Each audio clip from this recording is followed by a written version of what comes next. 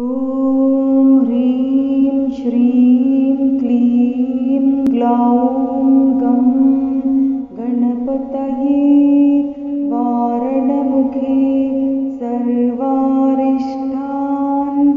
वाराय ॐ स्वाहा।